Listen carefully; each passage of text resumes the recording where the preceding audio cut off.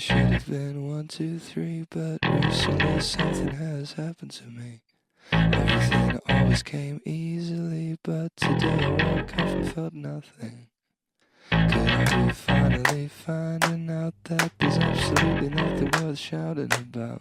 Faced with the choice of just losing my voice, I'd rather shut up and say nothing. On the outside, we have to stick together. On the downside, you just get in the way. I see grey skies, and I feel a little better.